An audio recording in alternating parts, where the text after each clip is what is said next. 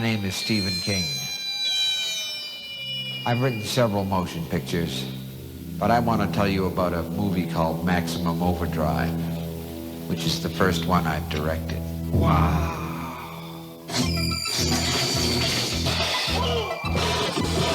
What in the dickens is going on around here? A lot of people have directed Stephen King novels and stories, and I finally decided if you want something done right, you ought to do it yourself. Who was driving it? I don't know. Curtis! It's coming after us! It was my first picture as a director, and you know something? I sort of enjoyed it. What is going on? I don't know!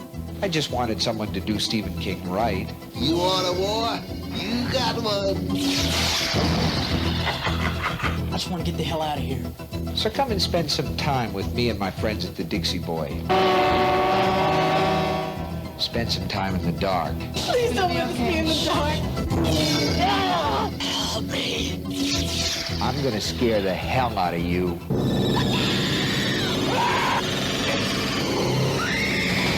And that's a promise. You're going to get us in an awful lot of trouble, man. We already in trouble. Maximum terror. Jesus coming and he is. Maximum King. Maybe tomorrow will be our world again. Dino De Laurentiis presents Stephen King's Maximum Overdrive. What's up, everybody? I am your host, a famous author who loves cocaine, is totally wasted before 9 a.m., and has no idea what he is doing. And that is my co-host, an alien-possessed truck who wants to kill everybody. And welcome to the Grindhouse Syndicate, where today we talk about a movie that is near and dear to our hearts, but let's be honest, it's not that good. It's not a great movie, Yeah, but it is a fucking awesome movie. it for a movie is definitely not winning any Academy Awards. That's for sure, or Chainsaw Awards for No. that matter.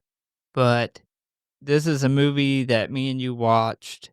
We watched, a million horror movies growing up, but this is one that I can pinpoint actually remembering us sitting down and watching this and fucking laughing our asses off. It had been a while since I watched it, but it has a special place in my heart. Well, today we are covering Stephen King's Maximum Overdrive, which is a complete disaster filled with terrible acting, stereotypical characters, amazing explosions and stunts, and a lot of trucks. So we've talked about covering this movie for a very long time now. And despite the negative things that we have said or will say about this film, we both absolutely love it. It's a bad movie, but it's really fucking fun, and I am super excited to talk about it. Now, like you were saying, we've watched this movie together a few times, and we've had a blast. But I don't think that we have ever talked about it in detail. No, because the times we've watched it has been more on a humorous aspect of it. And to watch this movie and really enjoy it, you have to kind of throw logic out the window. You have to throw Like, a lot of that's- things out the window. Yes, throw logic out the window, half of your brain, and just go into it. Maybe get stoned. That might help you enjoy it a little bit. Yeah. It's definitely not a especially coming from somebody like Stephen King, being his only movie he's ever wrote and directed. The story it's not good. It sucks. It's Yeah. The story is awful. But if you push all that and you push logic aside, there is some fucking awesome, hilarious shit, and there's some really cool kills in this movie.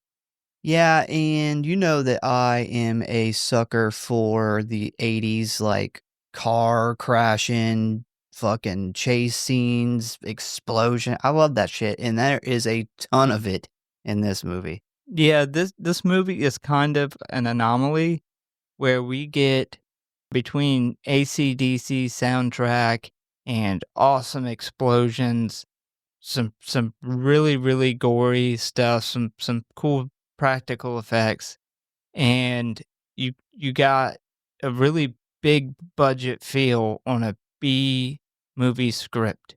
And this could only happen with somebody like Stephen King. Yeah, I agree. That's a really good way to put it. So before we jump into this, we're just going to give a huge shout out to a listener of ours that recently went to our website and wrote us the most amazing review. So a big thank you to fellow vet Johnny Griega.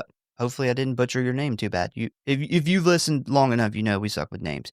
But we appreciate the review. Thank you for spreading the word to your friends. Thank you for listening to all our episodes. And we are very glad to hear that you love the show. A lot of hard, time-consuming work goes into these things every week. And it's really awesome to hear that it brings something positive into people's lives every day, especially with like how fucking negative the world is right now. But yeah, man, the reviews and the messages are the most important thing for Jordan and I. That's pretty much what we get out of this thing. So thank you. And you mentioned that it sounds like a real conversation. It 100% totally is a real conversation. Like I do write the plot and I write the facts out, but everything else you hear is us talking about a lot of this stuff for the first time ever. And as you probably know, we don't always agree. You know, this is not a scripted show. But yeah, it's very real. We always want you guys to feel like you are a part of this like conversation that just a couple average horror fans are having. So thank you for that. And don't be a stranger. Keep the comments coming. And we hope that you are enjoying that DD214 as much as we are. Yeah, definitely appreciate that. Definitely my favorite part is, seeing those reviews. It's fucking awesome. I've mentioned it before, but, when we do this show, we hope for those people who might not have somebody that they grew up with talking about horror and being able to watch these movies and really enjoy the genre to kind of fill that void and be there and it feel genuine and people feel like they are part of the conversation. Hell, get on our social medias and be part of the conversation. Yeah. Yeah, so hearing that, that was a really awesome review. Yeah, I mean, to put it in perspective, I mean, we'll do in a month, we'll do 20-something thousand plays, right? We only hear from 10, 15 of you guys. So when we do hear from you guys, it's awesome. It's fantastic. So with that being said, are you ready to jump into Maximum Overdrive? Yep, since I was like 13. Yeah, I've been waiting to do this movie. Hello, boys and ghouls. If you want to stay up to date on what's going on with the show, talk about or submit your movie requests, or just say die, then I got good news for you. You can always find us at one of our social media accounts or our official website at Grindhouse.Horror.Pod.com, Facecrook at the Grindhouse Syndicate Horror Podcast, Instascam at grindhousesyndicate.horror.pod, and many gore, which you can always find links for in the show notes as always. And you know what I always say, the morgue, the merrier. So please subscribe or follow for alerts on new episodes. Now, back to the show, kiddies. Frights, camera, action.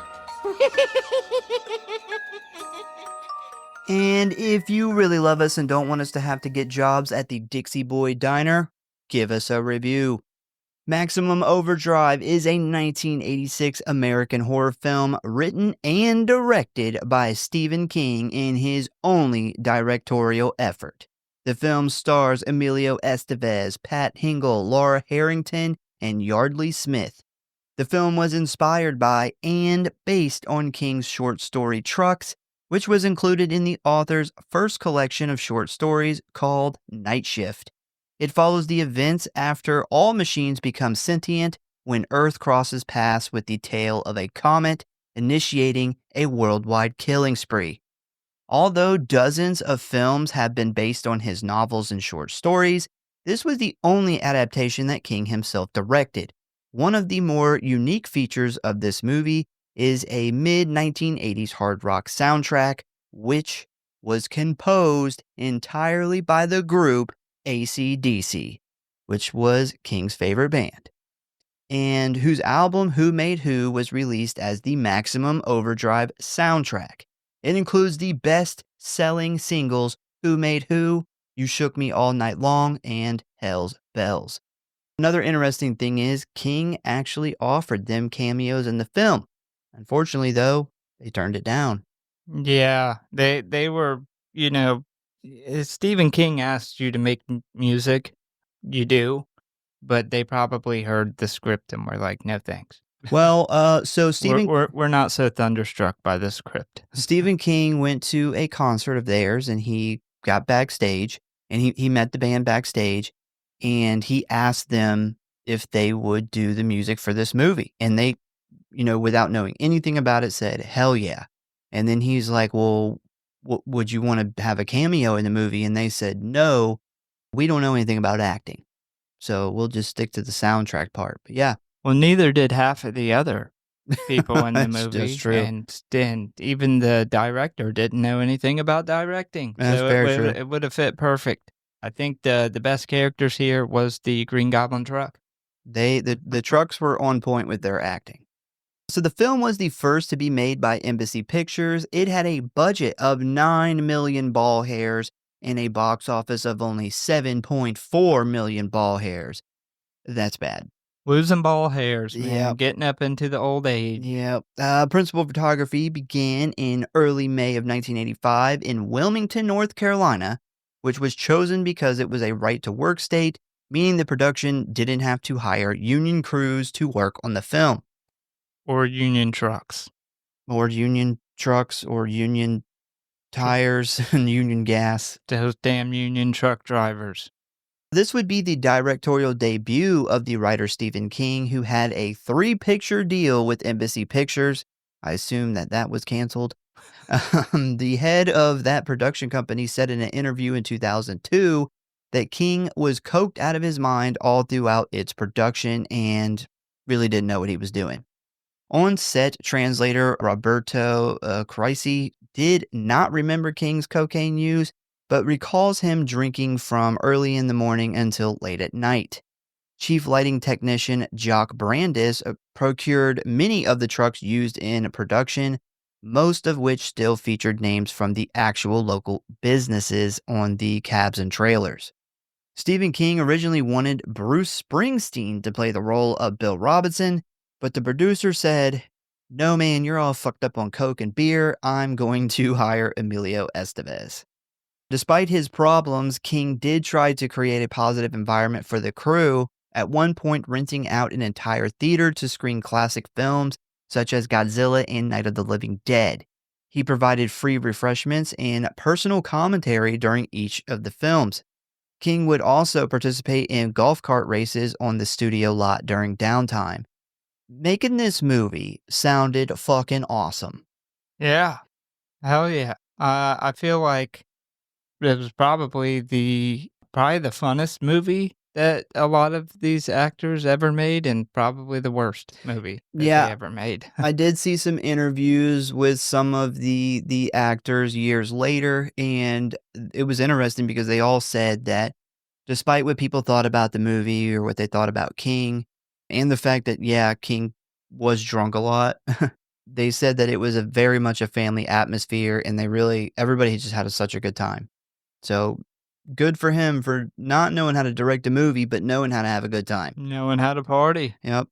So the Dixie Boy truck stop set was built alongside of US 17 just across the Cape Fear River near Wilmington, North Carolina. It was a purpose-built location existing specifically for the film. Unfortunately, though, the land is now privately owned storage area. I did see a video, too, where it looks like the fire department does training on that area. So I don't know what is going on with it, like, right at this moment, but I will say you can see some of the buildings that were in the movie kind of around the Dixie Boy. Those are still there. Dixie Boy is obviously gone. But yeah, really interesting. So all of the interior scenes were filmed at a Wilmington-based studio facility called DEG. One of the iconic Green Goblin heads from the cab of the Happy Toys truck remained on the studio lot until the mid-90s when it was sold to a private collector. Maximum Overdrive was theatrically released on July 25th of 1986 to critical and commercial failure. It was nominated for 2 Golden Raspberry Awards, including Worst Director for King and Worst Actor for Estevez in 1987. I'm going to go ahead and say Estevez, by far, not the worst actor in this movie. Yeah, I don't know where that comes from. I think he was one of the better actors of the movie. Better actor, terrible character, but Yeah, the character definitely sucks, but so does all the other characters, except the trucks. The trucks are good. And that one kid. That one kid's good. Yeah, I'll give you that.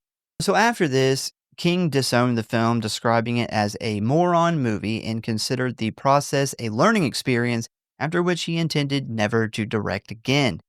Critical reception was largely negative, with the Chicago Tribune critic Rick Cogan giving the film 1 star out of 4 and called it, quote, a mess of a movie, further stating that King's direction is heavy-handed and his dialogue is hackneyed and stiff. Paul Anselano of the Washington Post wrote that the film is like sitting alongside a 3-year-old as he skids his Tonka trucks across the living room floor and says, "we." That's pretty harsh. That is pretty harsh. This was not the type of movie for those type of critics. No. Like, I don't think it was ever meant to be that. I have seen interviews of Stephen King talking about how, it was kind of his plan for it to be kind of a joke, moronic movie. Yeah. I don't think that is the case, because I've seen other interviews with him where he said different, and he said that he was just fucked up out of his mind at the time, and he did try to take it serious. So I don't know. I just know it was never supposed to be those type of critics movie, and good for Stephen King. If the reviews come out and people say it's stupid, say you did it on purpose. I would say this is a movie for a critic that, like, smokes a J in the parking lot, shotguns a beer in the lobby, and goes in to see this movie. Like, that's the kind of critic that this would be for. Definitely not newspaper critics, work at big-time newspapers. Despite all of this, though, the film was followed by a television film, Trucks, which aired on the USA Network on October 29th of 1997, and in October of 2020, Stephen King's son, Joe Hill, expressed interest in writing and directing a Maximum Overdrive remake with some alterations to the original material. I'd say do it. And I would say more than some alterations. Definitely get all the alterations. Yeah, let's get a good bit of alterations in there. But I mean, is he wanting to just write it or direct it and remake it? Don't know.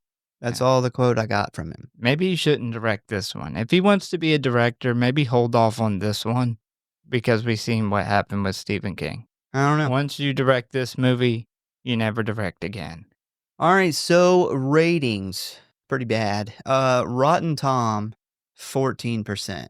That's great. Is that still better than House of a Thousand Corpses? No, I think they got like a 27. So the fact that they think House of a Thousand Corpses, as bad as they think that movie is, this movie's that much worse.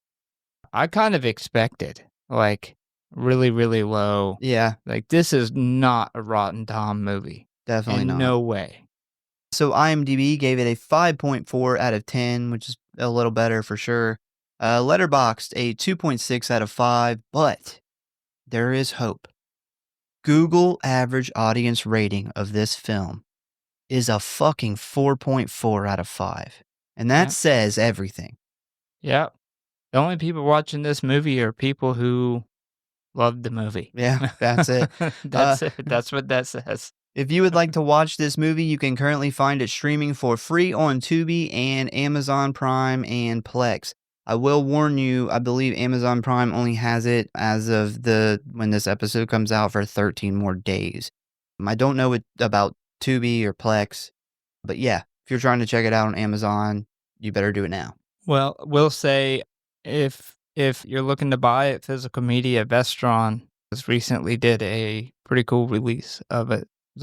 Is that the 4K one?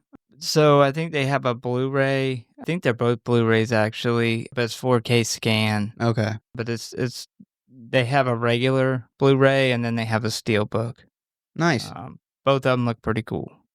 All right, so with that being said, you ready to dive into the plot of this fucking batshit crazy movie? I am about as ready as a Green Goblin 18-wheeler is ready to kill people. Well, that's a lot. So, all right, let's do it. All right, so we start out in space with this grand shot of the planet Earth, and we see this green mist start to form as this god-awful yellow paragraph appears for us to read. And I hate this paragraph. I don't know why the fuck they wrote it like this, but it's aggravating to read. It says, on June 19th at 9:47 a.m., Earth passed into the extraordinarily diffuse tail of the Rhea M, a rogue comet. According to astronomical calculations, the planet would remain in the tail of the comet for the next 8 days, 5 hours, 29 minutes, and 23 seconds. That is some good science. That is some damn good science. Do you think they did the yellow because of Star Wars? I don't know. I Stephen hate King the yellow. is like, you gotta make it yellow. I It's hate the space. yellow, and I personally think that it's a little too long. I feel like they could have shortened that by a sentence, but yeah, whatever. Maybe to take off the 23 seconds. Yeah, it's like I'm here to fucking get wasted and have a good time, not read damn paragraph.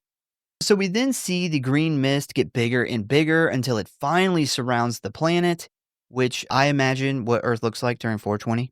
Just green fucking fog all around it. We then jump to Wilmington, North Carolina, where the camera settles in front of a bank where we see people walking in and out, just kind of doing their everyday bank stuff, when we suddenly see the big digital sign above the entrance go from displaying the time and temperature to just saying fuck you repeatedly. And absolutely none of these people notice.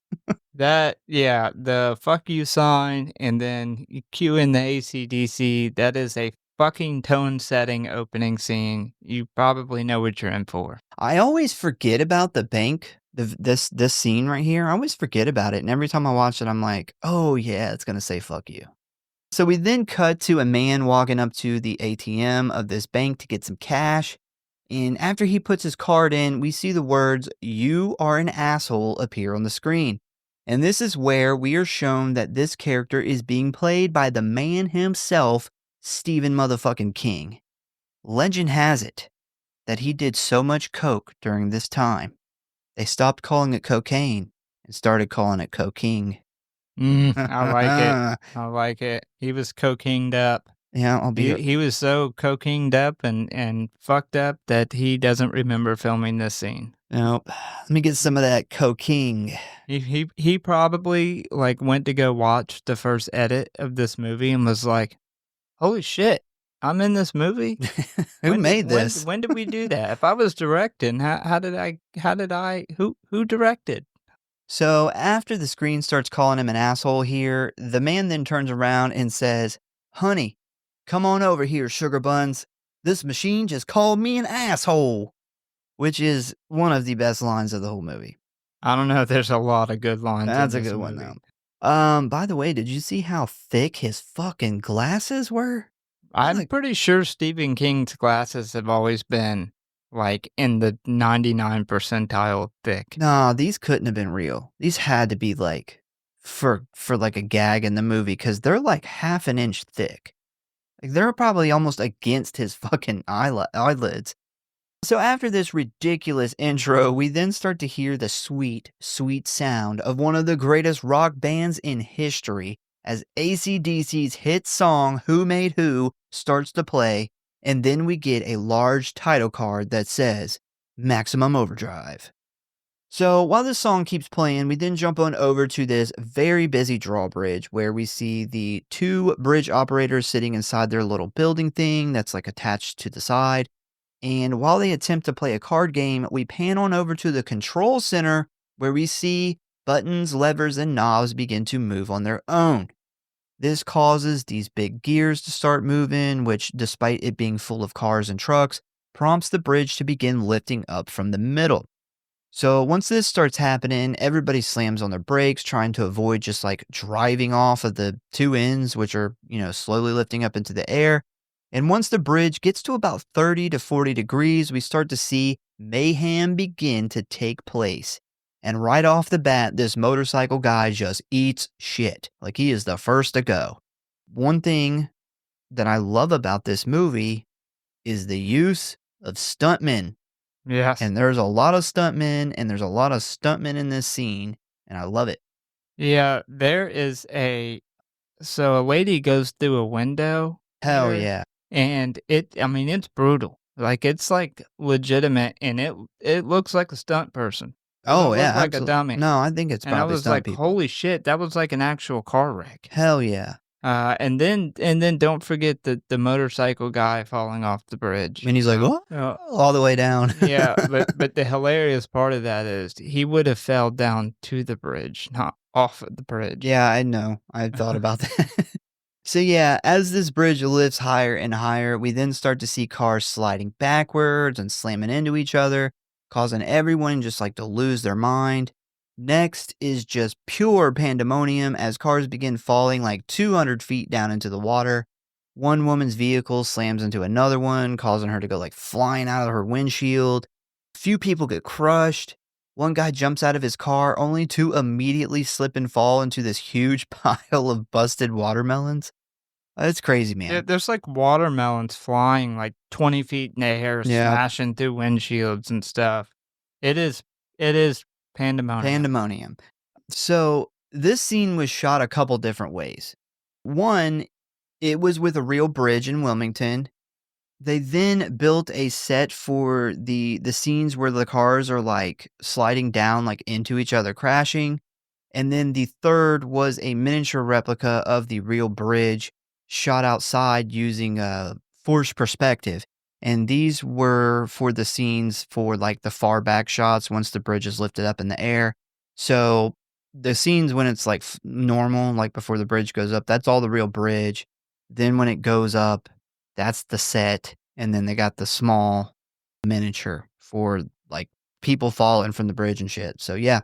Well, I will say, for as ridiculous as some of the shit is, like a whole axle like just breaks out and starts rolling down the fucking bridge, smashing cars, and watermelons flying in there, and people falling off the bridge that should be falling down onto the bridge.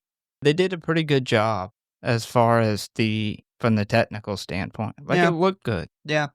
So we then leave the city where we find ourselves out in the middle of nowhere as a big black 18-wheeler with a giant green goblin face attached to the front of it drives down the highway. After a long day of trucking, the truck driver of this 18-wheeler decides to fuel up and take a break as he pulls into this truck stop / diner on the side of the road called the Dixie Boy. And as he does this, we catch a glimpse of the side of this thing and we see that it says Happy Toys.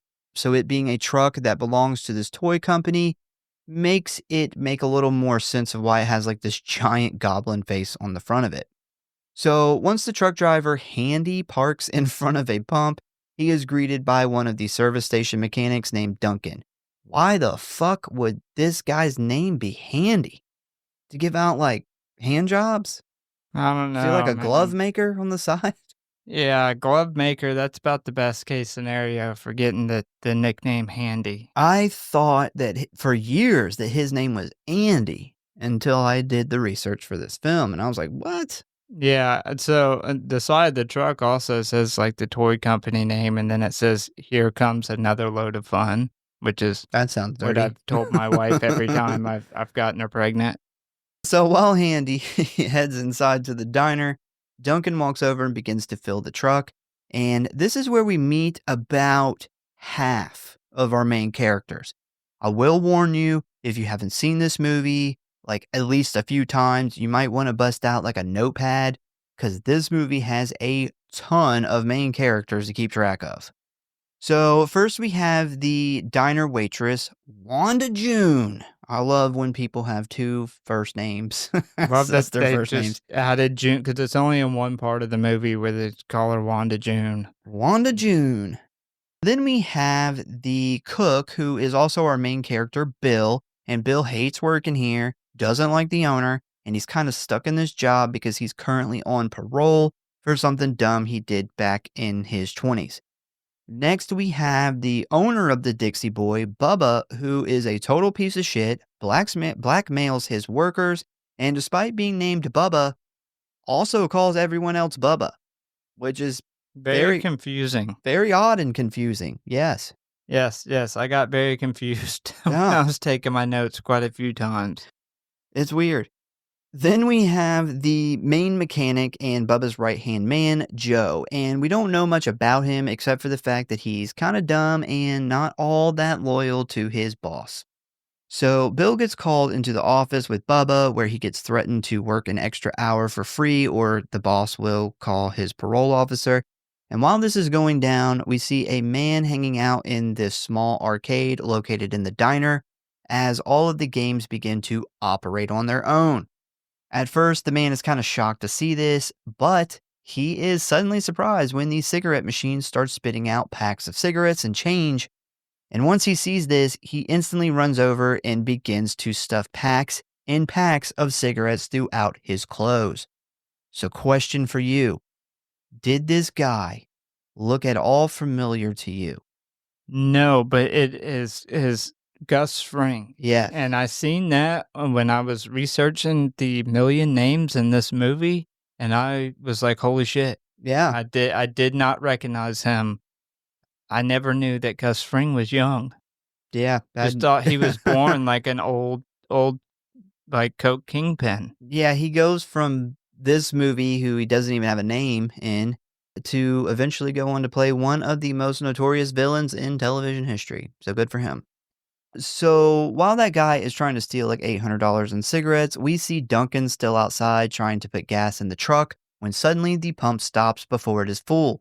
This prompts Duncan to begin investigating just what the hell is wrong with this thing when, like a fucking idiot, he points the nozzle towards his face, attempting to look down into the hose.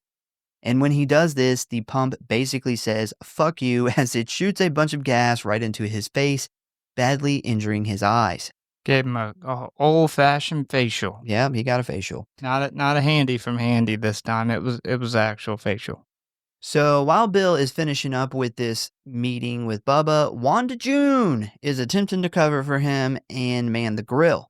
And while she is cooking some eggs, we see an electric turkey carver, which I just want to say, that's 3 weeks in a row. 3 fucking weeks. We've done this show now. We've done probably 70 episodes. Oh, more than that. It's like 80 something, almost 100, yeah. Yeah, and never one time that I can remember did we come across an electric meat carver coming up in a movie. And now 3 fucking weeks in a row.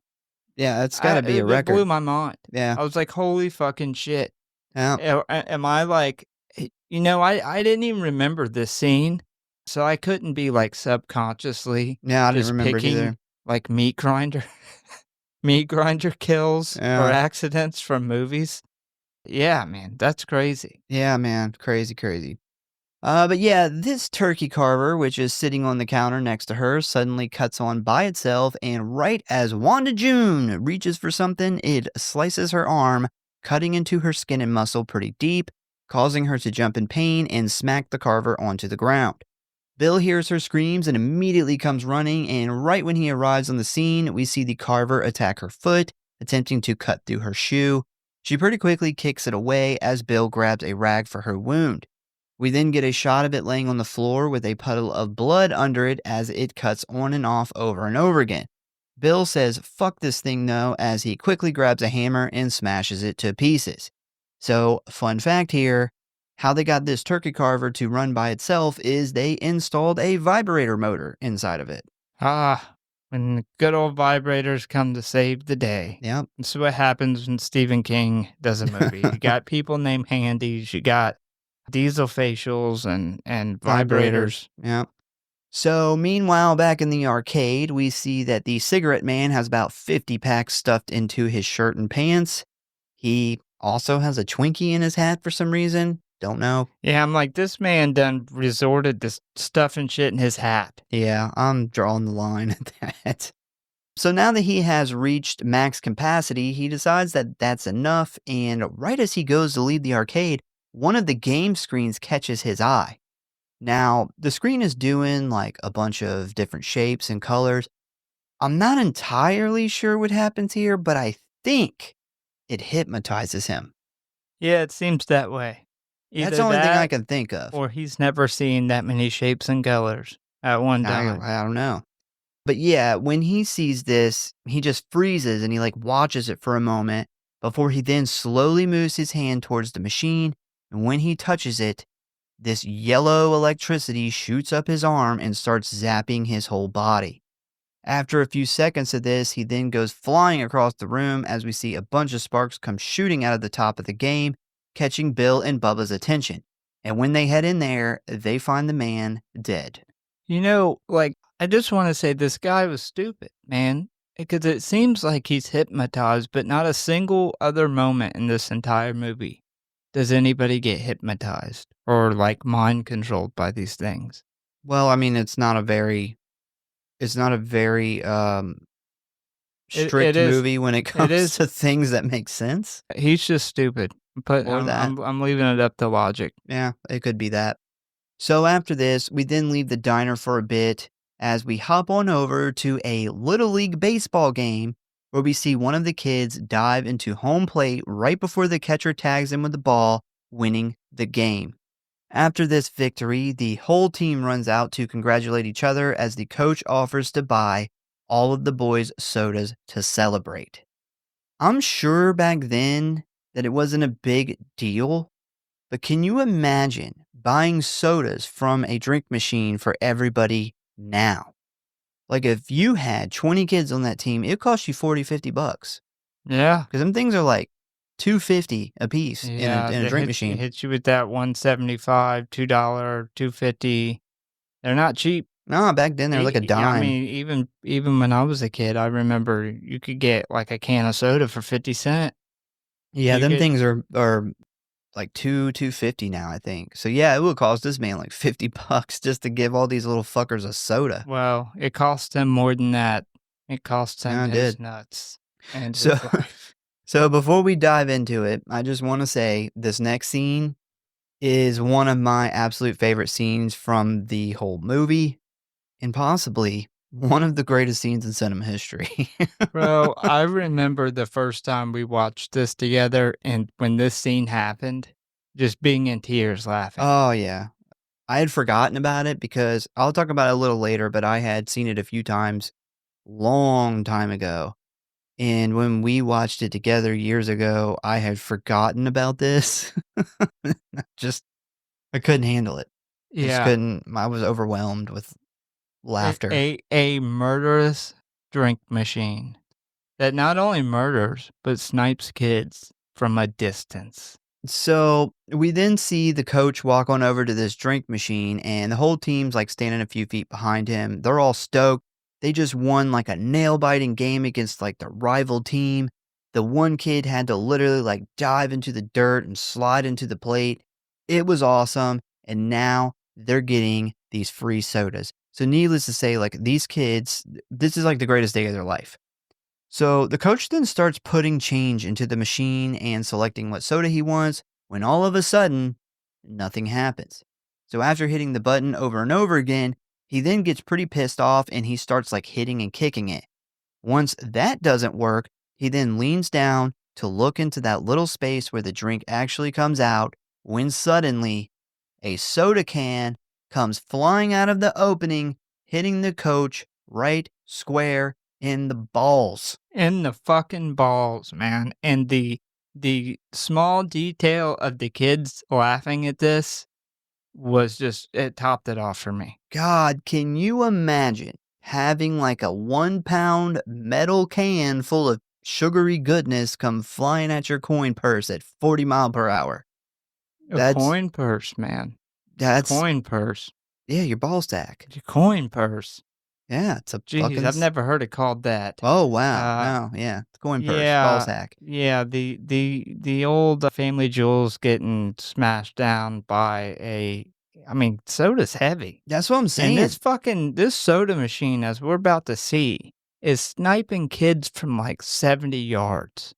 So the speed at which this can comes out of this thing is It's intense. it's intense. Yeah, I'm not gonna get. I wish I could calculate the math for you, but I can't. Just fast. I Just think know that. I think it's safe to say that the drink machine got a headshot on the first try. Yeah. Yeah. Got multiple headshots. Yeah. So this fucks the coach up so bad. Like he doesn't even move out of the way. He just kind of grabs his sack and he like moans in pain. And just a short few seconds later, another can comes flying out, hitting him in the chest this time.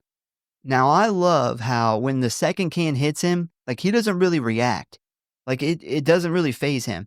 And my assumption is that the nut shot hurt so fucking bad that no other pain can compare. I agree. That's got to be what I happened. agree. He is so in shock by the loss of his nuts that nothing else can even register. He like felt down there and he was like, oh God, I feel like one of those Barbie dolls. It's just smooth now. So right after this, he slowly drops to his knees in front of the machine. And when he does this, he gets another can right to the dome, pretty much making him like brain dead immediately. One of the kids is like, what the hell is going on here? And as he walks over to check on the coach, the drink machine starts letting cans fly like an automatic machine gun, causing everyone to scatter in a panic. Fortunately for us, though, not all the kids get away fast enough, as we see 3 gunned down in a hail of drink fire that leaves them very much dead.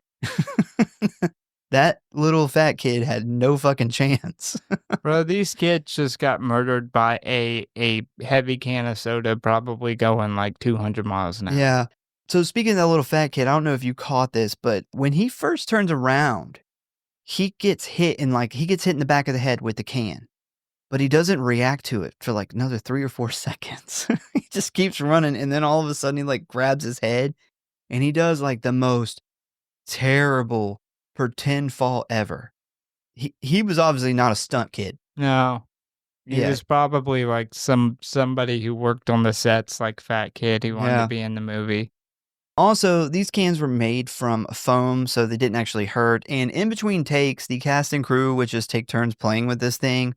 Everybody loved it. They said it was like one of the funnest things to do on set. So awesome. That's awesome that they enjoyed it in real life as much as we enjoyed it on screen. They're two funnest things to do on set: cocaine and get shot by a soda machine. Yeah.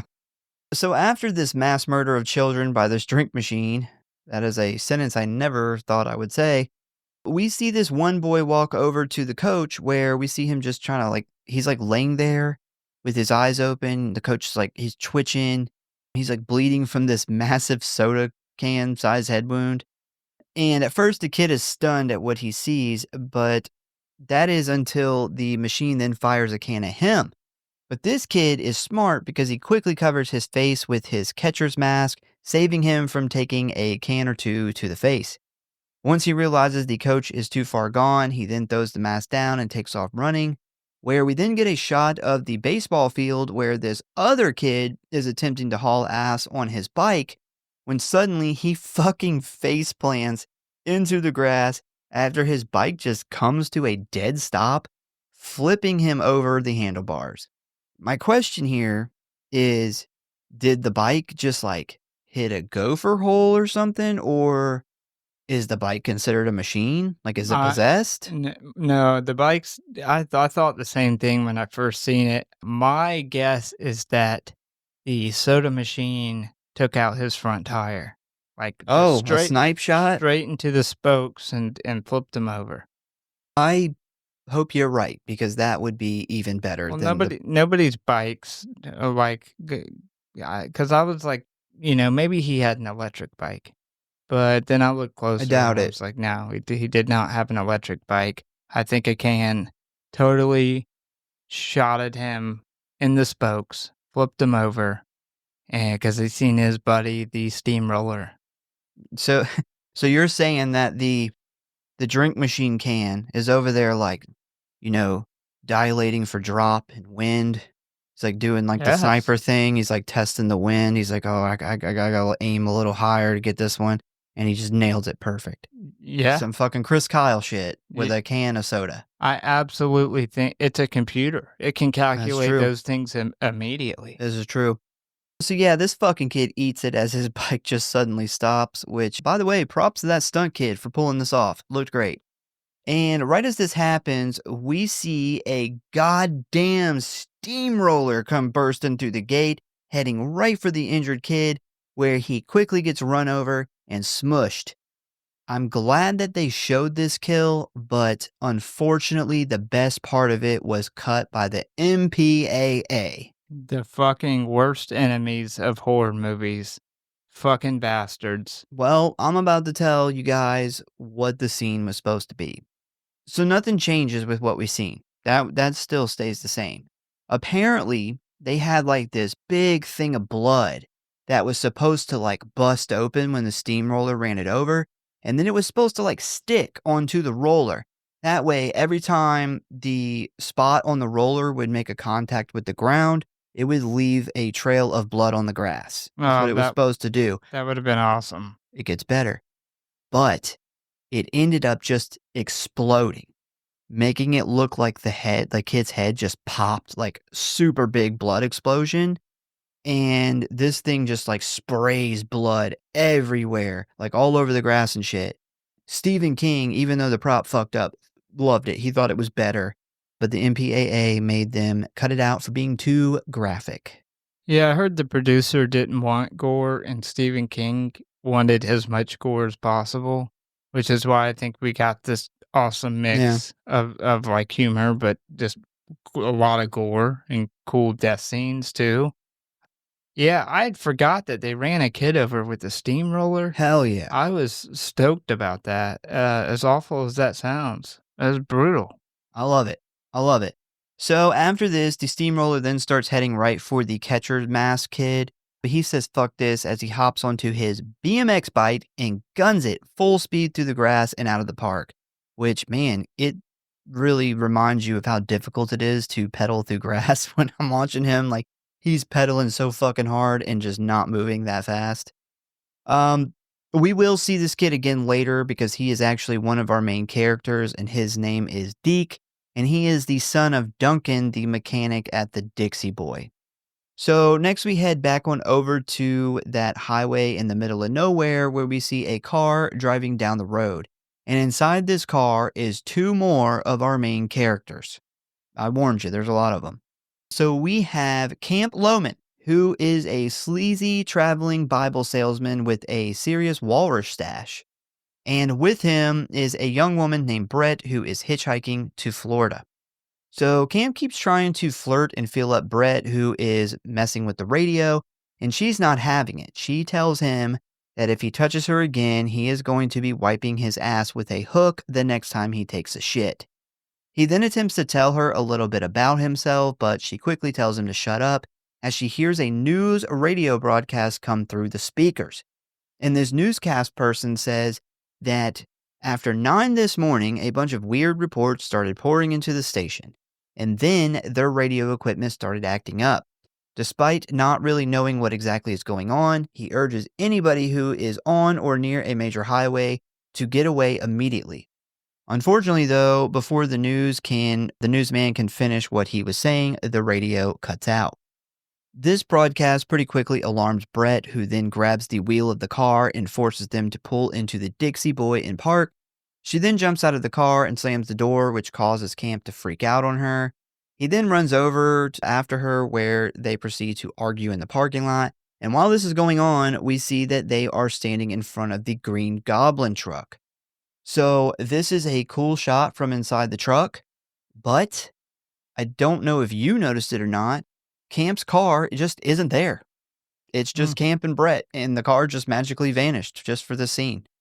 And I guess that's what happens when your director is drunk before 9 a.m. Yes, those things do happen. Yeah. I think Brett almost ended up in a completely different horror movie because she tells him to pull over, and he was 100% not going to pull over. He's like, I'm kidnapping you in case this hasn't been obvious yet. Yes.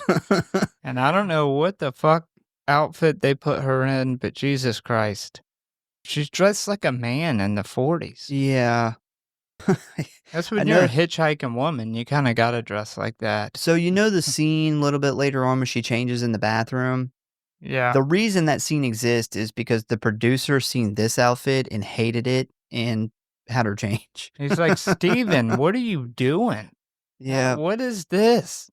She's like supposed to be our hot chick of the movie, and you dressed her like your dad. Yeah, it's Stephen King. What are you doing? So while they are standing there arguing, we see the Green Goblin crank up by itself, rev its engine a few times, and head directly for Brett and Camp, attempting to run them over. Now, Camp is going on and on about how the world has gone to shit, and the only thing that's going to save it is the Bible, so he has no idea what is about to happen. But Brett does, and right before the truck runs them over, Brett grabs Camp by the jacket and pulls him out of the way. The Green Goblin then whizzes past them, coming to a stop just on the other side of the parking lot. This catches the attention of everyone in the diner, who then jumps up to look out of the windows. Someone then mentions it is Handy's truck, when Handy then speaks up, saying that whoever drove off in it must have hot-wired the engine because he still has the keys in his hand. So after this, we then jump on over to another car that is just driving around, and we meet another set of main characters. Thankfully, this is the last of them, though. So we got a young couple here that just got married, and their names are Connie and Curtis. Now, this is just my personal opinion, but Connie is fucking annoying. And like every 5 minutes of this movie, she is yelling Curtis's name. Yeah, she is definitely the fucking Nat character of this movie. Yep. Just her voice alone, which I found out she ends up playing Lisa Simpson. Yep, she is Lisa Simpson. So whenever you hear that and it clicks, it's like, oh, yeah, this is Lisa Simpson grown up. Also, interesting thing, she hates this movie. Big surprise. I could see that. So they're driving down the highway when they stop and pull over at RJ's truck stop, which looks pretty abandoned right now. As soon as they pull up to the pump, they immediately spot a dead body, prompting Curtis to get out and check on the man, but he is very dead. Let's not skip over Curtis's when she's like, I gotta pee, and he's like, can I watch you? Now this will come back. This will come back again. I think Curtis has got some weird shit going on. Probably. I love when she's like, Curtis, is he dead? It's like, no, he's just laying there with blood on him. Just snoozing, just taking a little afternoon nap. While Curtis continues checking out the truck stop, he sees an old, rusty-looking tow truck pull up. He then attempts to wave the truck down for help when suddenly the truck turns and heads at him full speed. Right before he gets turned into roadkill, Curtis manages to jump out of the way, causing the truck to slam into the building and begin smoking. A now pretty rough-looking Curtis gets up, and as he looks into the truck to see who the hell tried to run him over, he notices that the cab is completely empty. A now very confused Curtis then walks back over to his annoying-ass wife, and right as they are kissing, they hear the truck come back to life. This prompts them to say, fuck this, as they quickly jump back in the car and take off back down the road. We also get some sweet stunt driving here, which was obviously done by a stunt man wearing a wig. So back over at the Dixie Boy, we see Bill checking out the still parked Green Goblin truck, where he also discovers that the cab is completely empty and no signs of any hot wiring or theft. So after that, he then heads to the back of the truck and starts looking underneath, and we see the truck controls begin to light up. So basically this truck's like, I'm just going to back up and run over this stupid motherfucker. But right before this happens, we see Brett tap Bill on the shoulder, interrupting his investigation to spark up a conversation and flirt a little with him. During this chat they are having in the parking lot, we see that a few more trucks have arrived without drivers, and they just kind of park randomly throughout the lot as to not attract too much attention. And this is where Brett points out to Bill that it's weird that nobody has drove past or stopped for gas in the middle of the day. So obviously she knows something is up way before anybody else. She just doesn't know what. So we then jump back on over to Deke, who is riding his bike through his neighborhood. And as he is cruising down the middle of the street, he sees massacre after massacre.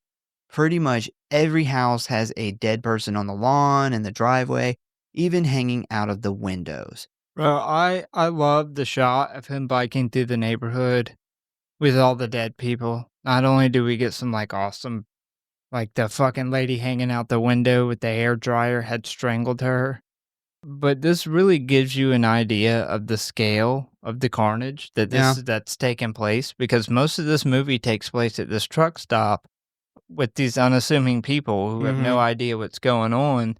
And this shows you like there's entire neighborhoods that have been murdered at this point. All over the world. Yeah. So interesting personal fact about me. The first time I saw this movie, it was summer break. I was like 9 years old. And of course, I was like staying up till 4 a.m. every night watching like whatever horror movie was showing on cable. And one night, I came across this scene. And this absolutely catches my attention. So I stopped flipping the channels for a minute until I seen the bloody lawnmower. And after that, I was hooked. I sat the remote down. And that was the first time I ever watched Maximum Overdrive. I didn't even see the beginning. The funny thing was, I actually didn't remember what movie this was for like 10, 12, 13 years or something until I stumbled across it again on late night TV. And I was like, oh shit, like this is the movie that I've had this scene in my head for years. And I found it. So then I found out what the name of it was. And that was kind of the beginning of Maximum Overdrive for me. But yeah, I remember first seeing it and stopping, flipping channels on this scene. No, the bloody lawnmower is a iconic shot For sure. for this movie. Yeah, like it looks like it has mowed over quite a few people. This lawnmower actually ended up causing the cinematographer to lose his eye. Yeah. I actually had the story a little bit further down, but yeah. So while passing by a man lying dead in the grass with a lawn mowing blade in his head, we hear another radio report that says that they have received reports from all over the world of this mechanical revolt where machines are being controlled by some unknown source killing people. One of my favorite parts about this scene, despite it involving a dog, is when he rides past the golden retriever, who's just like, he's like laying there dead and he's got blood all around his snout, and he has a fucking RC car jammed into his mouth. An RC police car killed this dog. This is just so ridiculous that someone was like, okay, how would an RC car kill somebody? And they thought of like, well, we'll just have it kill a dog by like ramming itself into the dog's mouth. Yeah, I don't know what Stephen King was thinking at that point in time. You gotta be on drugs to think of this, man. There's no other fucking way. And then then there's the woman. I love the woman with the hairdryer too. Like that. Yeah, her hanging out the window with the fucking cord wrapped around her neck. Yeah. Some really cool fucking shots. Like, it's a shame that we didn't get to see some of these take place. Yeah. But him riding through the neighborhood and seeing all the carnage, and like there's literally dead bodies on every lawn. Yeah. And they're very, very gruesome. It's a lot of blood. Yeah, I still to this day totally understand what 9-year-old me saw in this scene. Like, I was like, what the fuck is going on here? This is awesome. Bro, if I had never seen this movie and I was just flipping through or walked in and this scene was playing and I knew nothing else about the movie, this would draw me in. Oh, for sure. So while Deke is riding down the street, he suddenly stops when he hears an ice cream truck in the near distance. Realizing that this is probably not a good thing, he then hides as we then see this white, innocent-looking ice cream truck with slight bits of blood splatter drive past. This thing's really fucking creepy. It's just like driving around playing this like jolly ice cream truck music. Obviously looking for more people to murder. Also, I think it stopped at the stop sign right before it turned on that other road. Do evil machines like still obey traffic laws? It's kind of funny. Yeah. Yeah, I don't know about the stops. I could see a red light. You know, machine maybe. to machine respect. That's true. Like, hey, yeah, I respect you, but a stop sign. It kind of reminds me of the clown from Twisted Metal too. I was about to say Twisted Metal for sure. Yeah. I can tell you if all the vehicles went rogue and was trying to kill everybody, an ice cream truck would be the last thing I'd want to be around. Like, just there's shooting. just something inherently creepy about the ice cream man music playing through the neighborhood while the all-white van is just covered in blood of people it has rained down. It's just like shooting fucking frozen popsicles at people, killing them. So Deke ends up hiding in some bushes of this random house until the ice cream truck of death passes by. And once it turns off onto another street, he grabs his bike and goes to head off. But when he does this, we get this really cool shot of a very bloody lawnmower sitting in the yard just a few feet away. And as he goes to put his baseball cap back on and hit the road, he gets suddenly startled when the mower cranks up and begins chasing him. So you already kind of brought it up once, and I think a lot of people kind of know this fact, but I'm going to briefly go over it anyway. So I believe it was the cinematographer, and he wanted the lawnmower blades removed for safety reasons. But King was absolutely adamant that they stay on to give the scene more realism, which was dumb because we don't even see the blades anyway. But that turned out to be a very tragic decision because when they went to shoot the scene, the blade hit a piece of wood, I believe it was like a stick, causing a shard of the wood to fly off and hit the cinematographer in the eye. This ended up being a very serious injury where they had to fly him out to a hospital by helicopter, where he was immediately rushed into surgery. This ended up shutting down production for 2 weeks until he returned. The doctors were able to save his eye, but unfortunately, while shooting the rest of this movie, it got infected, causing him to ultimately lose that eye, and this, for the most part, ended his career, which resulted in him suing the studio and King himself. Bummer. That's a very, very depressing story for such a fun, awesome movie. I think he was a cinematographer for like 10 more years. The guy was pretty old. They hired him specifically because of his experience. He had been doing it for like 30 or 40 years, and the producer knew Stephen King wasn't going to know shit. But yeah, when you're a cinematographer, the last thing you want is to lose that's like your tool.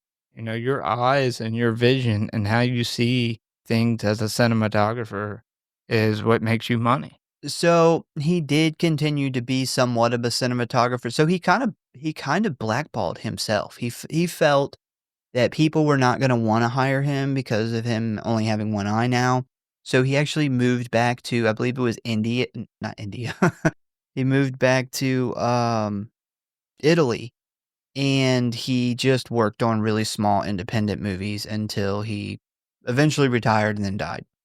So back at the Dixie Boy, we see things have settled down a little bit, but Duncan, whose eyes are pretty much swollen shut, says that he's gotta go find his boy. Joe attempts to talk him out of leaving the station, but he isn't having it. This argument ends up getting the attention of Brett, Bill, Bubba, and the third mechanic, who I did not bother to look up his name. They also attempt to talk him out of it, but he just tells them the same thing. It's like, I gotta go find my boy, damn it. You know, a man ain't nothing without his boy. So after this, he starts walking through the parking lot towards his car when suddenly Bill and the gang hear one of the trucks start up. It then starts driving right at Duncan, but he can't see it. Literally, big red truck heading right for you, and you can't see it. That is a clear indication that 1, you shouldn't be out looking for anyone, and 2, you definitely should not be driving your car. Yeah, he wouldn't have made it far. He would have wrecked like across the street. He could have walked up on his son and he could have ran his son over and not seen him in the street. Boy, is that you? So Duncan drops his keys on the ground, and when he goes to pick them up, Bill yells for him to watch out. But when he looks up, it is already too late because the truck runs right into him, causing blood to splatter all over the grill. This is actually one of the better looking kills in this movie. Bro, this is fucking awesome. Yeah. Him getting just absolutely smashed by this truck. He gets pancakes, man. I mean, the way they shot it, it was probably very realistic to if you got hit by a truck at that speed. Yeah. Like, he gets fucked up.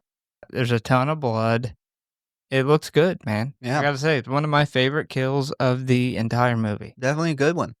So after it turns Duncan into a morbid hood ornament, it drives on over to Camp's brand new shiny red car and begins trashing it, which causes Camp to jump out of his seat and run outside screaming at the driver of the semi.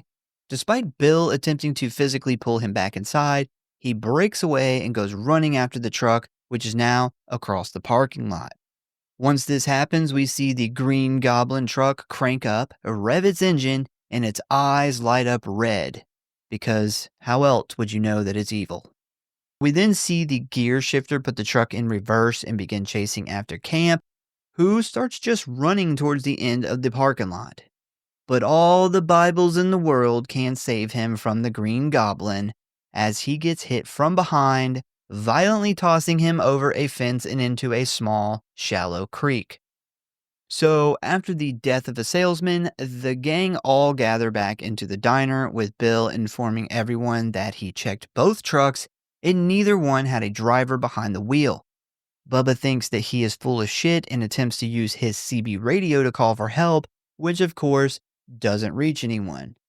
I love how the truck, after it backs into him, it goes slightly out of its way to run over this Bible briefcase full of these Bibles he was selling. Yeah.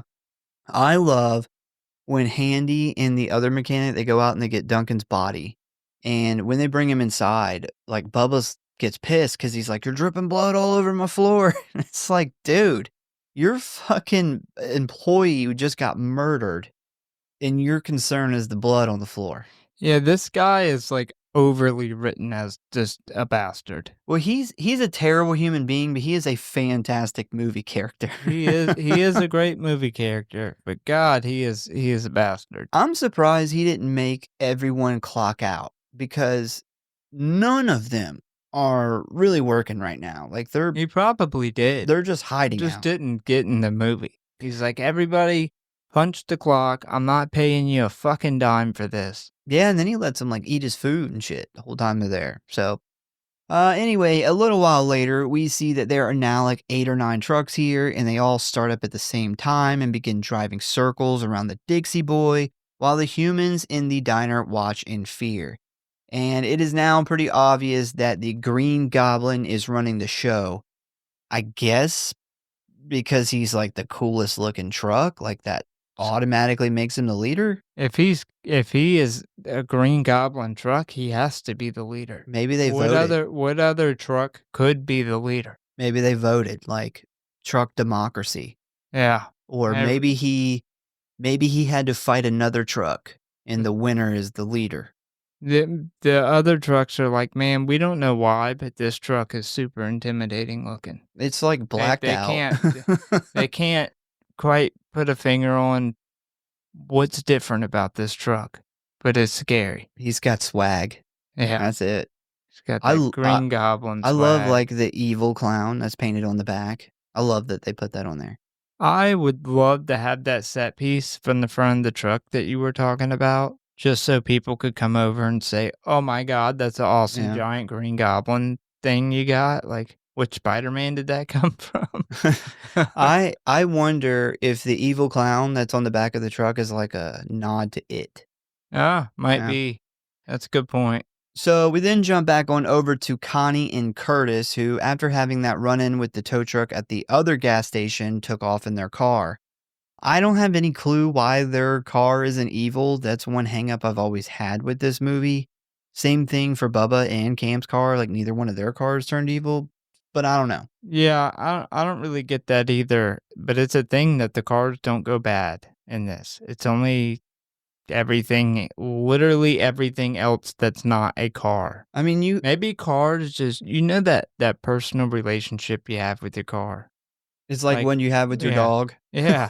Like when you go to sell a car you've had for like 10 years, it's just hard to let go. Unless it broke down a lot. You can't wait to get rid of it. Maybe the cars just weren't down with that shit. Maybe. They're like, this is my person. I'm not doing it. Yeah. Maybe the car was the one trying to get the CB radio to work. Maybe. It was like fighting internally with the radio, trying to warn people. But anyway, they are driving down the road when all of a sudden they get attacked by another old-looking truck, causing Curtis to inform his blushing new bride that he just shit himself.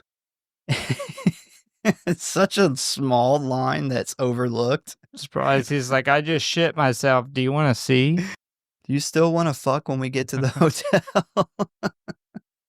Despite dodging this first attack, this truck doesn't give up and begins chasing them.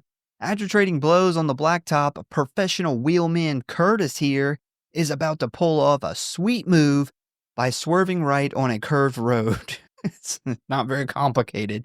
And this causes the truck to miss hitting them and fly off the side of this exit, where it bursts into flames, landing on a grassy hill.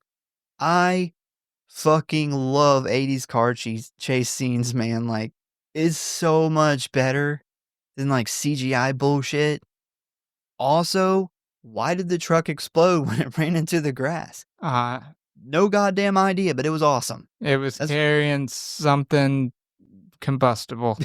It's like the grass, it's like the friction from the grass caused heat and it exploded. Truck full of acetylene or something. And then to top it off, after it blows up, Curtis pulls a Tokyo Drift move and swerves the car around to a stop, where he looks back at the truck he just road battled with, and it explodes again, but this time it's even bigger. It's like what's going on? I don't know. I hated how his fucking wife was like, she made the comment like, I'm never letting you drive again. I would be like, wait, what do you mean? That's some damn There's good a driving. fucking truck trying to kill us. I'm keeping us alive. What do you mean? Oh man, dude, the two explosions just for no reason. Double I explosion. I love it. This should have been a third one. I wouldn't have even been mad. So after this, Curtis and Connie then head to the Dixie Boy, where they can see the Green Goblin Gang. I gave them a name, the Green Goblin Gang. I like it. And still circling the building. Curtis then spots a gap in two of the trucks and decides to gun it in an attempt to make it to the building where the other people are. Bill sees what they are attempting to do, and he runs out to help them any way he can. But right as Curtis is cutting through the gap, a big-ass flatbed clips the back of the car, causing it to do a fucking front flip and land on its roof. You know this is the 80s. And you know what makes this even more awesome? We got to see this stunt in slow motion. You know Awesome. it was the 80s. Awesome. Despite how many slow motion cars and trucks flipping do you think we got throughout the whole 80s? Oh, dude, 2 million? I mean, there's a ton just in horror. Oh, And yeah. that's not even The action. it's not even action. Despite the fact that this is an 80s movie and Curtis's car should have most definitely exploded after it flipped, it doesn't, and they both survive, which would have been a downright shame if Connie wouldn't have made it. She'd have just died in that car accident.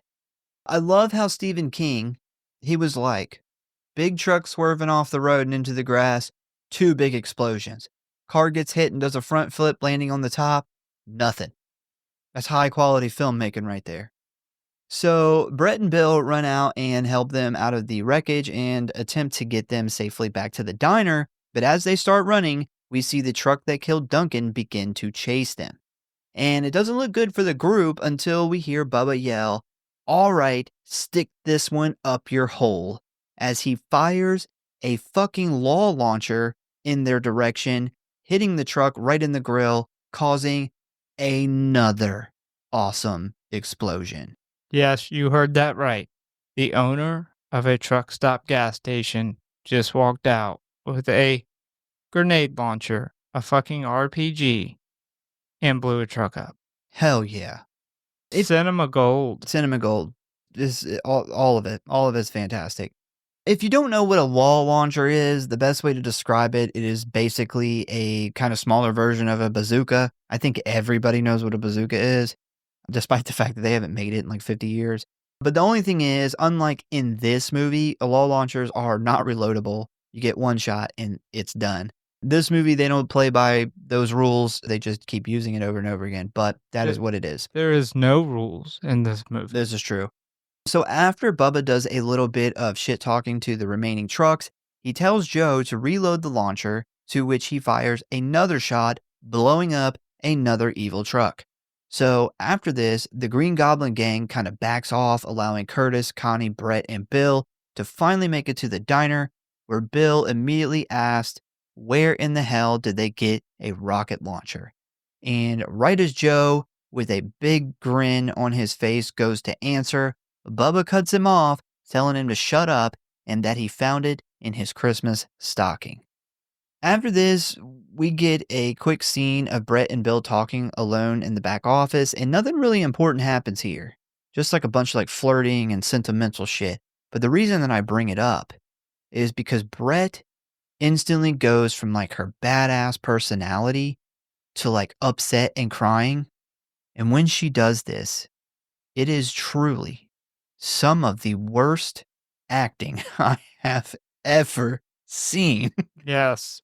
Yes, I actually noted that as well. Just the crying portion was awful. It was like I don't even know what to compare it to. Like, I almost thought, like, is she like fucking with him? Like, is she supposed to be acting this bad? It's to bad. Show us in the movie that she is faking bad it? I don't know. I'm very lenient when it comes to bad acting. Like, a lot of bad acting I don't even pick up on. But some people will say it was terrible. I don't pick up on it. But good God, man, they should have given this one a few more takes, or even just cut it out in editing. Stephen King was like, that was perfect. That was absolutely perfect. And she's like, you weren't even looking. You were fucking cracking a beer and doing a line. So this next scene is absolutely horrible. I hate this scene. So Joe is in the bathroom taking a serious shit when Bill comes in looking to talk to him about the rocket launcher and all the other deadly goodies that Bubba has hidden somewhere in this building.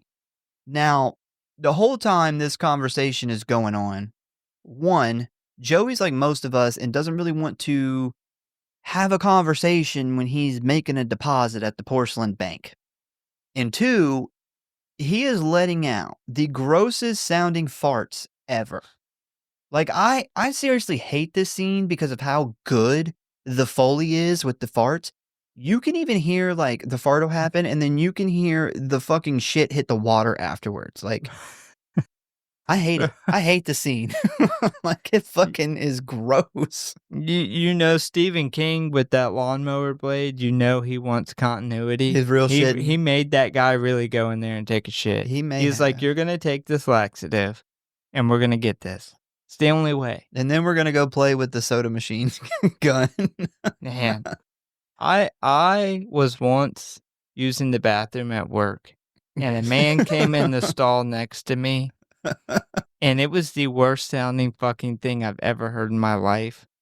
I like, it wasn't even like somebody let out a fart and you're trying not to laugh. No, it was like, oh my God, I'm fucking disturbed. Like, I'm not going to sleep tonight. It was that bad. If I heard something that bad, you know, I'd almost be like that guy, the guy from The Cabin in the Woods, where he finds the microphone. He's like, oh my God, I'm on reality TV. I'd be like, this isn't real. There's no way this is real. Somebody's like filming a YouTube video. They just want to see my reaction, but good God. Yeah, this particular guy was clearly like on the verge of shitting his pants, and I was like, I got to get out of here. This is like a nightmare for me. I had a friend of mine in the army who was lactose intolerant, but just couldn't resist certain foods, right? So we eat something that, he wasn't supposed to eat, and we go to Walmart. And soon as we get into Walmart, he's like, dude, I've got to go to the bathroom, like right now. And I'm like, all right. So we walk over there, and I was like, I'm going to stand out here because there's no point in me standing in the bathroom. So he goes in, and like 30 seconds later, this guy comes hauling ass, not my friend, a stranger, comes hauling ass out of the bathroom, like speed walking going. And he goes, oh my God, that was horrible. So my buddy comes out like 5-10 minutes later, and I told him, I said, well, he was like, how'd it go in there? And he was like, oh my God, dude, like that was one of the worst shits I've ever had in my life. And I was like, I heard. And he goes, you could hear it out here? And I said, no, I couldn't hear it, but the guy next to you heard it, and he fucking booked it. And he told me, a complete stranger who has no idea I know you, that was the worst shit he ever fucking heard. Yeah. That's how I felt. Like that's bad. When you're running out of the bathroom, that's bad. Yeah. So anyway, so Joey eventually cracks and tells Bill what he wants to know, which is that Bubba has all of these kinds of explosives and guns locked away down in the basement. So next we jump to Bill and Brett heading down to the basement, where they find a stockpile of guns, ammo, and other stuff that goes bang bang. And while looking around down there, Brett stumbles across the dead bodies of Duncan and the arcade guy, which causes her to scream, alerting Bubba that they are down there. So he then comes down and confronts them, basically threatening Bill, when Bill has finally had enough of his bullshit, and he pulls a loaded M16 off of the rack and tells him to basically fuck off. He is just trying to survive. Bubba kind of changes his tone a bit after this and takes off back up the stairs. So after this, we then check back in with Deke, who has literally spent over half of this movie traveling across town on his bike, trying to get to his dad. Now, we see here that he has finally made it across the street from the Dixie Boy, but it is still surrounded by the Green Goblin gang. He then finds an old drainage tube that looks like it leads to the Dixie Boy, but unfortunately it has a welded metal cage blocking him from crawling inside. He then gives up and he sits down for a while he comes up with a new plan. Meanwhile, over at the diner, we see that the sun has went down and Brett and Bill have finally fucked, which, thank God, because the sexual tension was getting to be a little too much. And then Brett's just infected with this intelligence from this college wiener, and she figures out the entire end of the world right after. Yeah, the dick was so good, she is now enlightened. Yes, I don't know why Bubba keeps calling him a college boy. I think it's just because he's smart. Like multiple times, yeah. But he must have that special college wiener. Yeah. She literally figures out what the entire rest of the world's trying to figure out, it hits her. So after these two make some babies, we see them laying there staring at the sky, where we see this comically bad looking lime green mist that has basically taken over the night sky. Remember, we've seen this at the beginning when the Earth first got close to the tail of the comet. And this shit's like nuclear green. It looks like the stuff that melted Jason's face in the sewer in Manhattan. So while staring up at the toxic waste Mountain Dew colored sky, Brett begins to tell Bill her theory. And she says that she thinks this is all because of the comet. And if she's right, then all they got to do is stay alive for the next 7 days, which is when the comet fully passes the planet, according to that weird long paragraph thing in the beginning. After she tells him this, Bill then tells her that he thinks he has an idea. He used to pilot boats and believes that he can sail them to an island called Haven, which doesn't allow any vehicles, so no worries of cars and trucks coming alive to kill you there. So the next night, we see the crew starting to get a little stir crazy, and the waitress, Wanda June, has gotten drunk and angry. She then gets so pissed off that she drunkenly runs outside and begins screaming at the truck saying, "You can't, we made you, and where is your sense of loyalty?" So she's calling out the trucks for killing humans after we generously gave them life. Bro, I don't know if you caught it, but I'm pretty sure Curtis was attempting to finger bang his new wife, and judging by her laughing, not going good. So I did notice, and it's actually about 2 paragraphs down, and I was going to ask you if you thought, because I thought he was finger banging her. He was finger banging the the shit out of her. under that fucking blanket. Yeah, and like I said, judging by her laughing, it's not going to plan. Yeah, I'm pretty sure that's what was happening. Yeah. So one of the trucks is finally like, I gotta shut this bitch up. And it starts heading right for Wanda June. When Bill runs out and he physically like drags her drunk ass back inside. Well, obviously the trucks didn't like what Wanda June had to say, so they all gather around the Dixie Boy and begin honking their horns. And somehow they cut the electricity off on our crew here. While playing cards, Brett points out to Bill that a bunch of the trucks seem to be missing, and Bill says that they must be running out of gas. And get ready, everybody, because this is where Bill says some deep, profound shit. Brett's talking about the trucks running out of gas, and she says that maybe tomorrow it will be our world again. And Bill pauses for a moment, and he then drops this bomb on all of us. He responds by saying, "I don't know. Was it ever ours to begin with?" Damn. Yeah, Bill. Yeah, it was. We've been at the top of the food chain for quite some time now. We tore down forests to build shit that we wanted. We killed off entire species of animals and completely wiped them off the face of the planet. I think it's safe to say it was definitely our world. Yeah, that college. He thought he was like, that was like one of those things that you put in a college paper. He was like, sounds real good. You were trying to be too deep, Bill. And you went deep. You went too deep. Should have stayed a little shallower because that didn't make any sense. So then, while everyone's sitting around, they all start hearing Camp the Bible salesman moaning for help because somehow he is still alive out there even though it's been like 2 days. So this prompts Curtis to be like, I'm going out there to save him, and Bill says that he is willing to help. I would be on team fuck the Bible salesman. I don't know about you. For sure. Definitely. The guy was a fucking asshole. Like, yeah. Pretty sure he was going to kidnap Brett in the beginning of this movie anyway. Yeah. We don't need him. Yeah, we don't need him. There's no reason to take unnecessary risk. We also see here that Duncan's boy, Deke, has finally got that drain cover pulled back enough to crawl through and make it to the other side, which just so happens to lead him into the very small little creek where Camp is laying injured. So Bill and Curtis, despite Connie's constant complaining, grab some guns and the law launcher and set out to go save him. And as they run off into the dark parking lot, loaded down with gear and pure determination, we start to hear the intro to AC/DC's For Those About to Rock. Scene got me all stoked up, ready for some shit to go down. We salute you.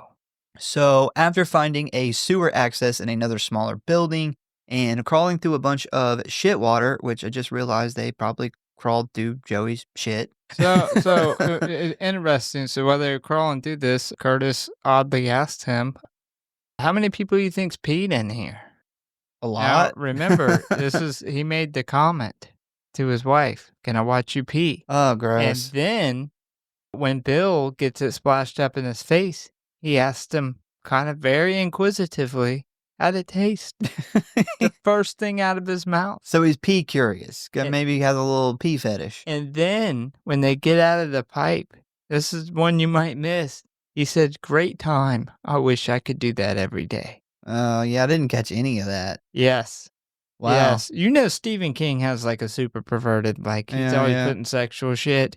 That is 4 references that Curtis likes the golden showers. Yeah. He likes his showers as golden as gold can get. As yellow as those letters in the intro. See, they crawl through all this shit water and they end up finding Deke in camp.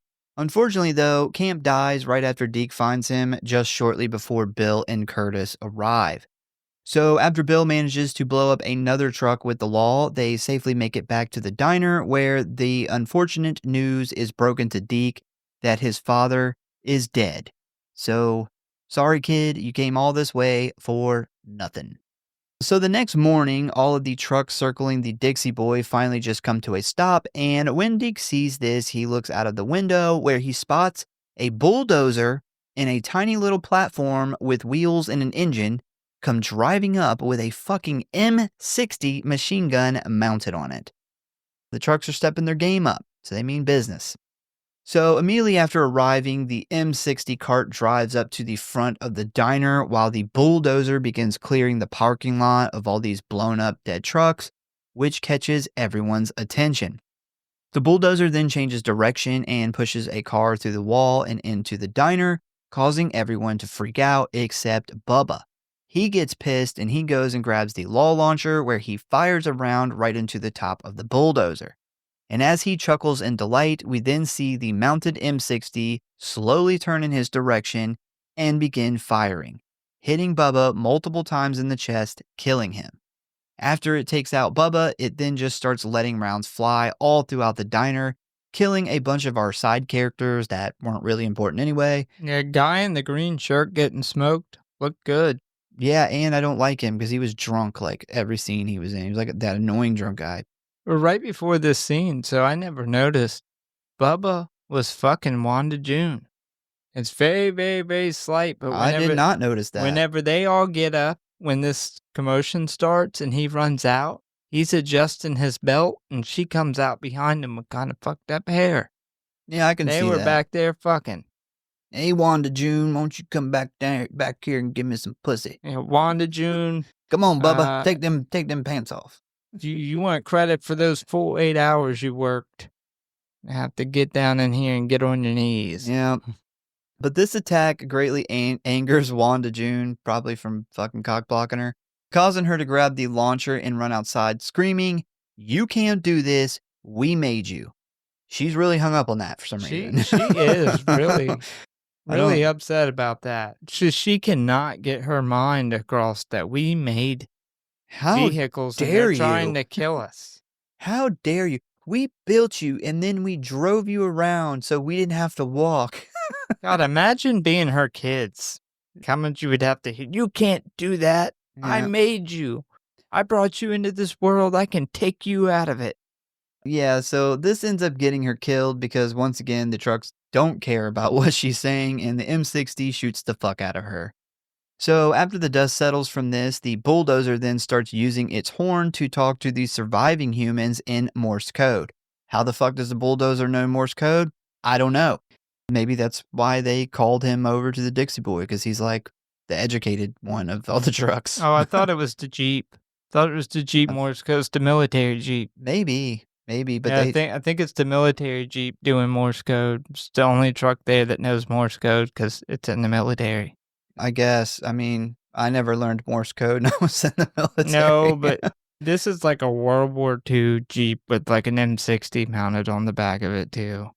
There was a time where Morse code was important, much more widely used than our time in the military. In my time in the military, we used our cell phones. Yes. If you did not have one, that made your life hell. Yep. So thankfully, though, Deke knows Morse code, and he is able to decipher what the message says.